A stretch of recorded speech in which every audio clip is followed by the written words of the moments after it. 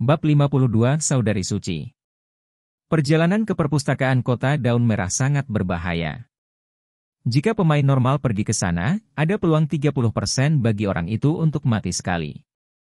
Sedangkan untuk 70% sisanya, dia akan mati berkali-kali.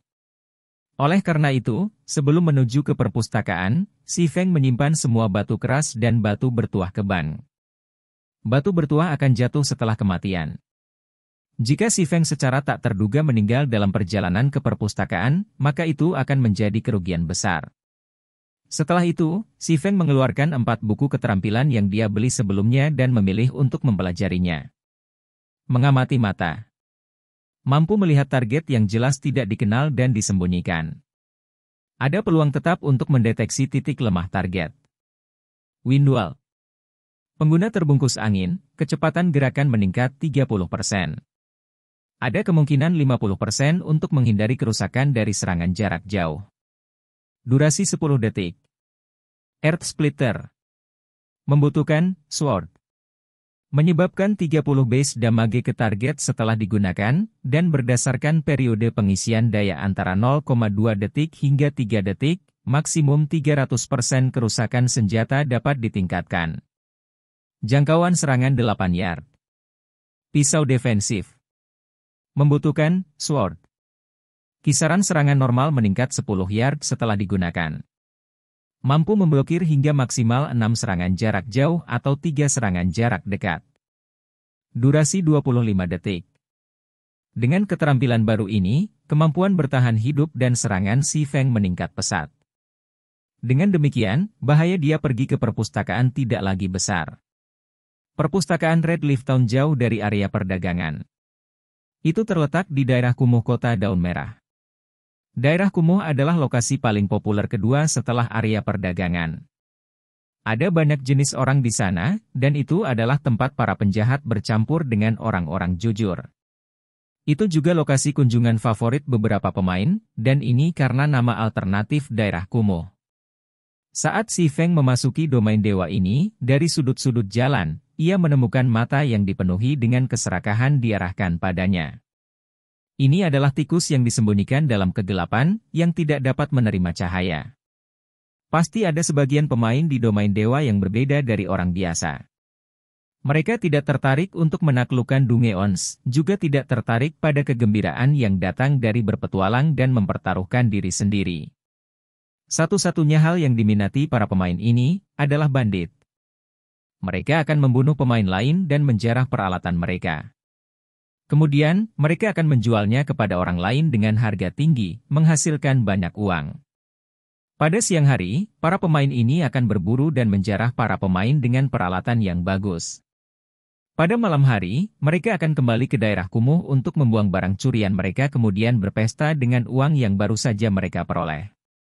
Mereka akan membual tentang hasil panen mereka untuk menunjukkan kekuatan mereka sendiri, menggunakan kesempatan untuk meningkatkan posisi mereka di daerah kumuh. Pemain biasa tidak akan pernah menginjakkan kaki di tempat ini. Jika mereka tidak memiliki kekuatan yang cukup, satu-satunya hasil adalah kematian. Alasan mengapa lokasi ini tidak dilindungi oleh pengawal. Si Feng hanya melirik para pemain yang tersembunyi di sudut-sudut jalan. Dia menemukan indikator untuk semua pemain ini berwarna merah. Jelas terlihat bahwa mereka telah melakukan banyak tindakan membunuh dan menjarah. Dalam domain dewa, pemain merah tidak diizinkan memasuki area yang dijaga. Tingkat drop peralatan saat kematian untuk pemain ini juga meningkat, dan penalti untuk kematian dapat ditingkatkan hingga maksimal 300%.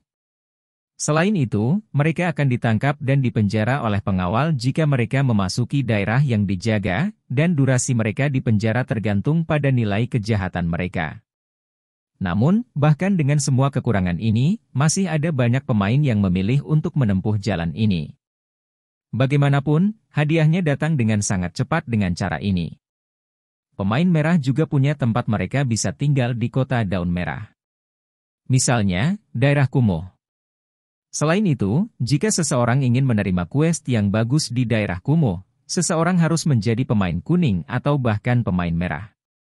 Mengenai pemain ini yang hidup di ujung pisau, si Feng tidak memperhatikan mereka. Dia segera menuju jalan utama daerah kumuh. Di kedua sisi jalan, ada beberapa wanita genit mengenakan pakaian terbuka. Ketika mereka melihat pakaian Si Feng, mereka mulai melemparkan pandangan centil pada arahnya. Mereka ingin menghabiskan malam yang menyenangkan dengan Si Feng, menghasilkan koin di sepanjang jalan. Adik kecil, apakah kamu di sini untuk bersenang-senang? Datang ke sini untuk kakak. Kakak perempuan menjamin bahwa Anda akan memiliki malam yang menyenangkan. Seorang wanita memikat mengenakan pakaian kulit merah yang merintangi jalan Si Feng. Si Feng segera menggunakan mengamati mata. Charlene, peringkat elit. Level 8. HP 1200-1200. Hahaha, Charlene, kamu mencoba menyelinap lagi. Bagaimana bisa kamu tidak mengundang kami ke acara yang sangat membahagiakan ini?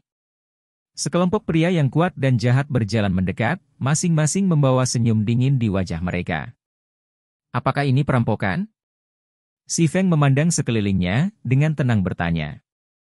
Dia menemukan dirinya sudah dikelilingi oleh NPC.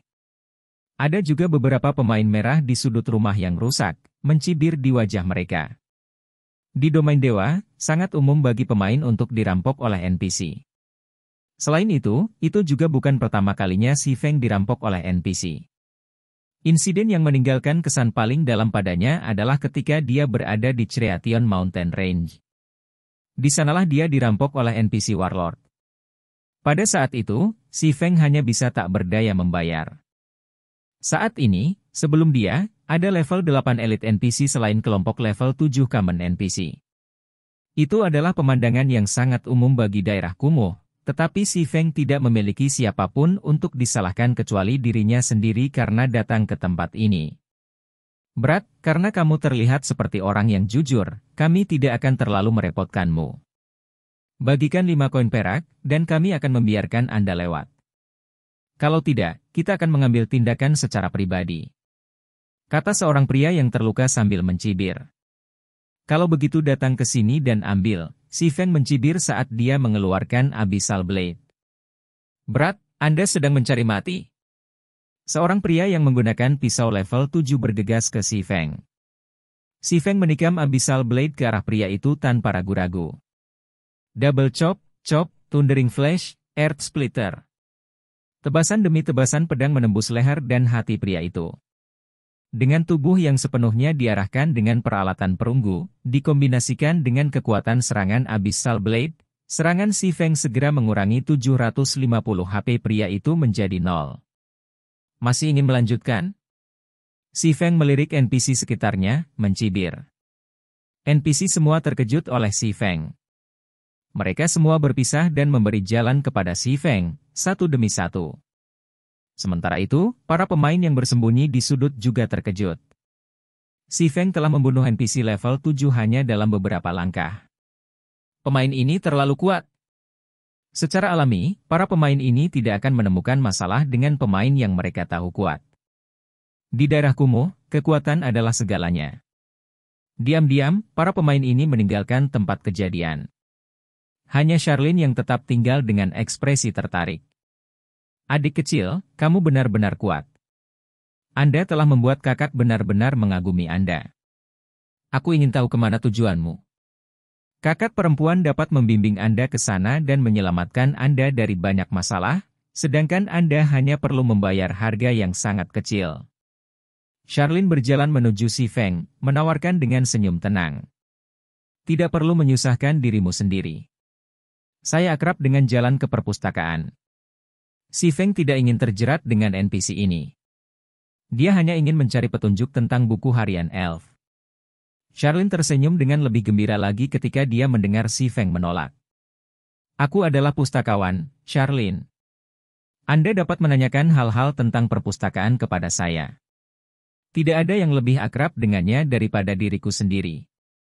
Charlene membusungkan puncak kembarannya yang berharga, tersenyum manis. Bukankah pustakawan kota daun merah itu biarawati? Si Feng tidak percaya padanya. Oh. Apakah Anda membicarakan hal ini?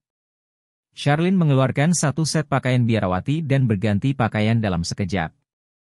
Tiba-tiba, sikapnya yang liar benar-benar lenyap.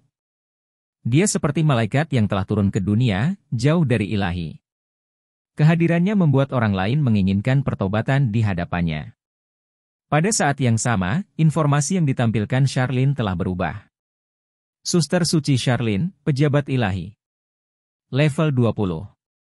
HP 10.000. Si Feng juga kaget.